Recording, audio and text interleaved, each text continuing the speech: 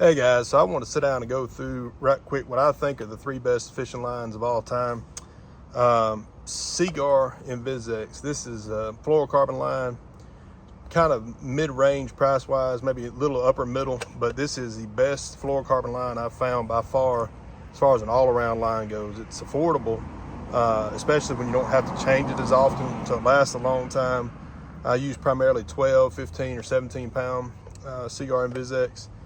And it's a line I've used for, I don't even know how long it's been out. Maybe I've probably used it 8 or 10 years now. Really, I found it, fell in love with it. And there's one of the things you rarely change is line. You rarely change brands or change models of line once you find one that really works. And so once I found InvisX, I've played around with a few of the other fluorocarbons, and I've used some others in the past, and really haven't found anything that is comparable for the price. Never worry about it. Has good knot strength. The knots tie well. You got to lubricate it with a little spit whenever you tie your knots, but that's with most fluorocarbons.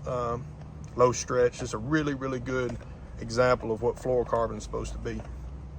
So for monofilament, I really like just the basic Berkley Trilene big game. And you can see there that spool's been around a while, and monofilament floats where fluorocarbon sinks. So monofilament's a good line for top waters primarily.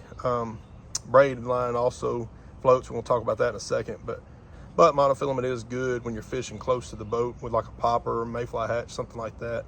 I've caught some good ones in the past fishing a mayfly hatch with a popper up close to the boat. So whenever they hit it, if they hit it with braid and they take off and make a quick run, they'll tear off sometimes. But this monofilament has a lot of stretch to it, so that's the reason I like to use it on baits that I'm working close to the boat. It's also, monofilament's really good for backing. Like if you're gonna spool your reel up, you can put this, it's real cheap, it's the most affordable line.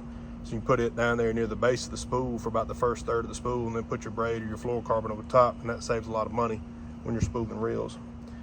My favorite braided line is Sufix 832 Advanced Superline. This is a line I started using maybe 7, 8, 10 years ago now. Fantastic braided line, have no problems with it. It's a bestseller on Tackle Warehouse, as is the Seaguar InvisX, and so that tells you really all you need to know. The people have spoken, and Sufix 832 is the best braided line in popular opinion. So I really like it. I use a lot of 40 pound braid. That's kind of my good all-around braid. I use it for frogging, spinnerbaits, chatterbaits, buzzbaits. I use 30 pound every now and then for like a floating worm. I like to throw a floating worm on a bait caster, or like a popper, top water. I'll throw it on 30 pound Sufix braided line.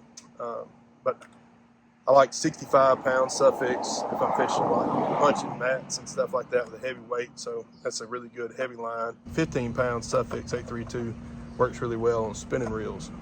So that's kind of the different ones I use. Primarily 40, 15 if I'm using spinning reels, and 65 if I'm punching, 30 pounds if I'm doing something a little bit more finesse. But those are the three main lines that I use. That's what I consider to be the best of the three. Monofilament, I go with Berkley Big Game, simple, good, cheap line that works. And the braid, I go with Sufix 832. And for the Seaguar, I go with the InvisX fluorocarbon. Fantastic lines. Go out there and give them a try. You can click the links down below if you want to check out more. And hope you guys enjoyed the video.